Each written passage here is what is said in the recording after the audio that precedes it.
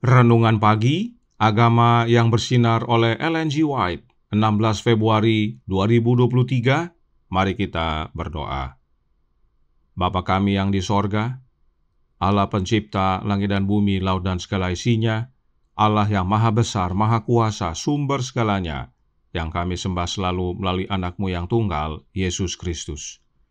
Terpujilah Yesus, anak Allah yang maha tinggi, yang adalah pokok anggur yang benar bagi kami. Pada pagi hari ini kami bersyukur boleh bangun dan berbakti, dan sebagaimana membaca dan mendengarkan nasihat firman-Mu, kiranya ini menjadi pembaharuan bagi kami semua. Kami menjadi umat-umat-Mu yang setia. Beserta kami sepanjang perbaktian ini, kehendak-Mu yang jadi.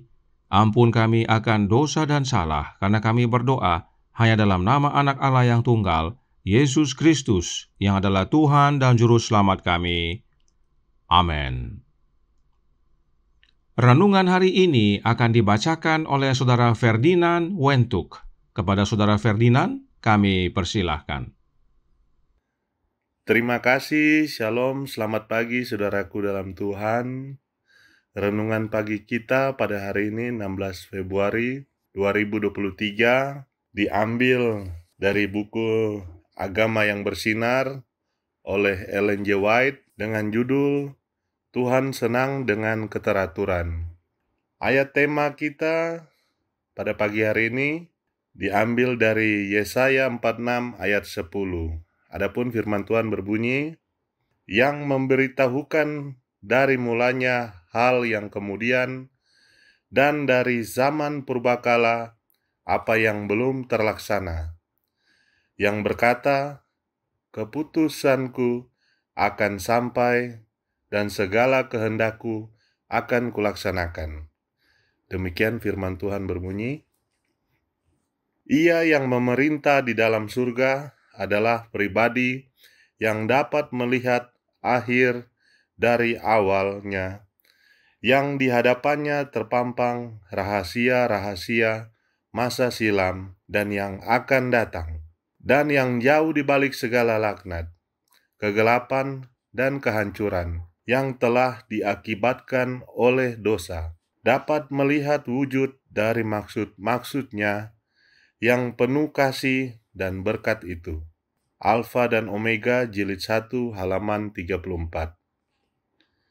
Alkitab menunjukkan kepada kita Allah di tempatnya yang tinggi dan suci, bukanlah dalam keadaan bermalas-malas, bukan diam dalam kesunyian, tetapi dikelilingi oleh 10.000 kali 10.000 dan beribu-ribu malaikat kudus.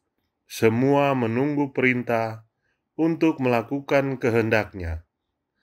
Melalui para pesuruh ini, ia berkomunikasi secara aktif dengan setiap bagian dari seluruh kerajaannya. Oleh Roh-Nya, ia hadir di mana-mana. Melalui pengantaran Roh-Nya dan para malaikatnya, ia melayani anak-anak manusia.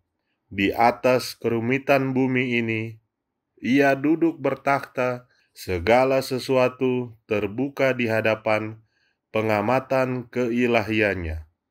Dan dari kekekalannya yang agung itu dan hikmat itu, ia memerintah menurut pemeliharanya yang terbaik.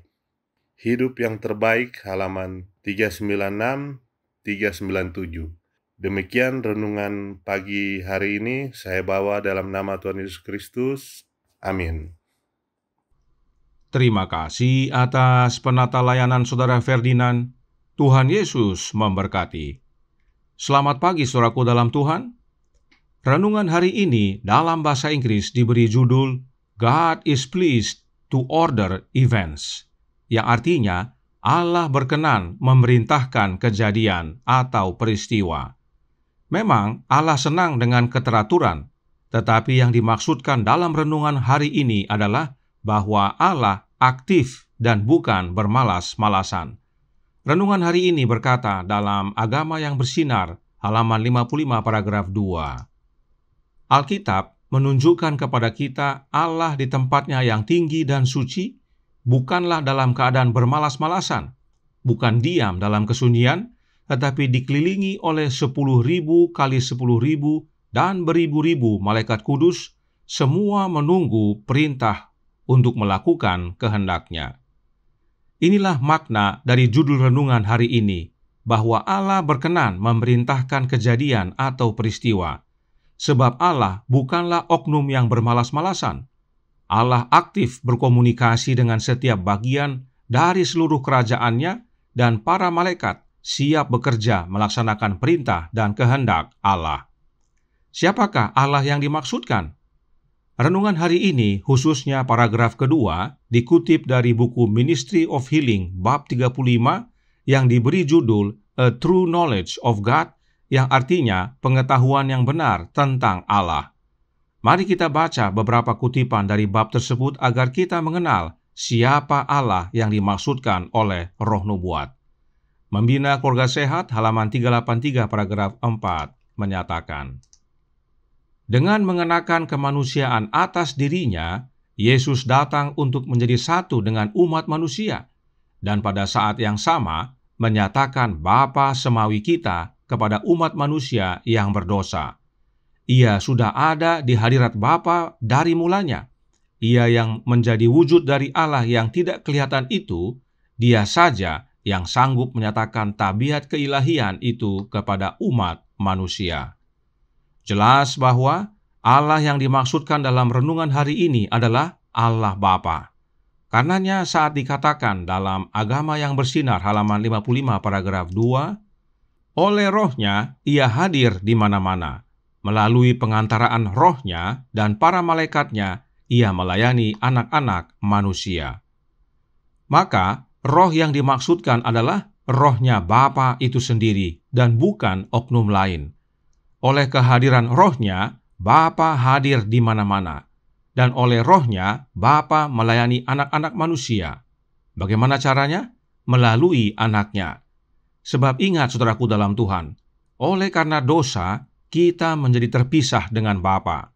Tetapi Bapa sediakan jalan kembali, yaitu anak-Nya. Karenanya Yesuslah wujud pernyataan Bapa kepada kita. Segalanya tentang Bapa dinyatakan melalui Anak Allah. Perhatikan cara Paulus menjelaskan dalam Efesus 3 ayat 14-17 berikut ini.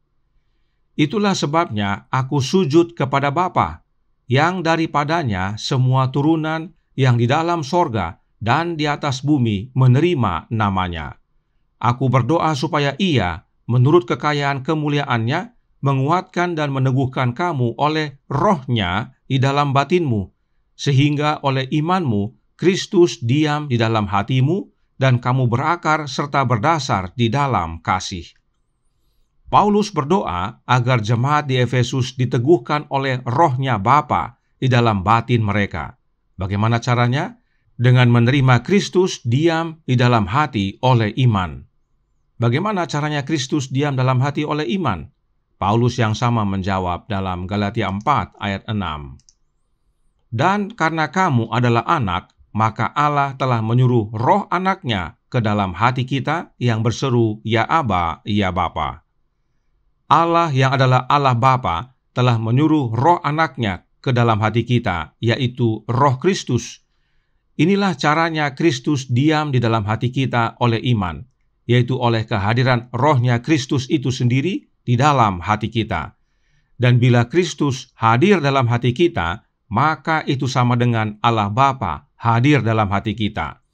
Sebab itulah doa Yesus dalam Yohanes 17 ayat 20 dan 21 yang Roh Nubuat rangkumkan dalam Membina Keluarga Sehat bab 35 halaman 383 paragraf 1 dan 2. Kepribadian Bapa dan Anak, juga kesatuan di antara mereka, dikemukakan dalam kitab Yohanes pasal 17 dalam doa Yesus untuk murid-muridnya.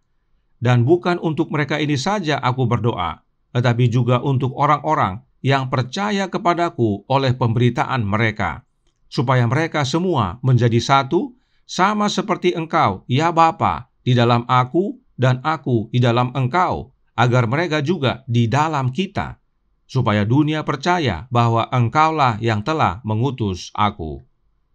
Jelas sekali Yesus berkata, Engkau ya Bapa di dalam aku dan aku di dalam engkau, agar mereka juga, yaitu para murid, di dalam kita. Siapakah kita yang Yesus maksudkan? Kita yang Yesus maksudkan adalah Allah Bapa dan dirinya, yaitu anak Allah. Bagaimana caranya Bapa di dalam anaknya dan anak di dalam Bapa? Oleh kehadiran rohnya Bapa di dalam Yesus. Lalu bagaimana caranya Allah Bapa dan anaknya ada di dalam kita? Oleh kehadiran roh anak Allah. Sebab Bapa terlebih dahulu di dalam anaknya. Karenanya dengan menerima roh anak Allah itu sama dengan menerima rohnya Bapa. Mengapa kebenaran ini penting sekali kita pahami? Karena inilah wujud Allah Bapa melayani anak-anaknya, yaitu oleh kehadiran Kristus di dalam hati kita. Kristus itulah Sang Penghibur. Karenanya Allah Bapa tidak hanya bertahta di sorga, tetapi bertahta juga di dalam hati kita oleh kehadiran roh anaknya. Sermons and Talks Volume 2 halaman 155 paragraf 2 berkata, Dia mengetuk hatimu. Buka pintu hati dan biarkan dia masuk. Kosongkan hati dari segala keegoisan. Dengan hidup benar, makan benar, berpikir benar. Tahtakan juru selamat di dalam hati. Dengan lengan manusianya yang panjang, dia merangkul ras manusia. Sementara dengan lengan ilahinya, dia menggenggam tahta yang tak terbatas. Inilah caranya untuk menerima kehadiran Bapa dalam hati. Sebab hanya melalui Yesus kita dapat datang, masuk, dan terhubung dengan Allah Bapa. Saat kita memberikan tahta hati kita kepada Yesus, maka itu sama dengan memberikan tahta hati kita kepada Allah Bapa. Karenanya, Bapa yang bertahta di sorga, yang mengetahui rahasia masa lalu dan masa depan, menyatakan perintah dan kehendaknya melalui anaknya kepada kita, agar kita menerima pemeliharaan Allah Bapa yang terbaik hingga kita berjumpa dengan Bapa di sorga. Kiranya ini menjadi pembaharuan dan sukacita bagi kita semua. Tuhan memberkati, saya bawa dalam nama Yesus. Amin. Mari kita berdoa. Bapa kami yang di sorga, Allah pencipta langit dan bumi, laut dan segala isinya, Allah yang maha besar, maha kuasa, sumber segalanya, yang kami sembah selalu melalui anak-Mu yang tunggal, Yesus Kristus. Terima kasih atas pekabaran yang menguatkan pada pagi hari ini, bahwa Allah Bapa bukanlah oknum yang bermalas-malasan, bukan yang diam dalam kesunyian, tetapi dikelilingi oleh beribu-ribu malaikat yang semua menunggu perintah untuk melakukan kehendak-Nya. Sebab Allah Bapa peduli kepada segala ciptaannya, termasuk kami manusia yang berdosa. Dia hadir oleh kehadiran rohnya yang Dia karuniakan melalui anaknya, dan bila mana kami menerima roh anak Allah, itulah wujud kehadiran Bapa dalam hidup ini. Karenanya tolong kami ya Bapa, curahkan roh anak-Mu dalam hati ini, tinggallah dalam kami ya Yesus, ubahkan hidup kami, hari demi hari menjadi serupa dengan Engkau, hingga pada akhirnya Engkau datang yang kedua kali, menjemput kami semua, masuk dalam kerajaan sorga dan boleh berjumpa dengan Allah Bapa yang begitu mengasihi kami. Beserta kami sepanjang hari ini kehendak-Mu yang jadi, ampun kami akan dosa dan salah, karena kami berdoa hanya dalam nama anak Allah yang tunggal, Yesus Kristus, yang adalah Tuhan dan Juru Selamat kami. Amin.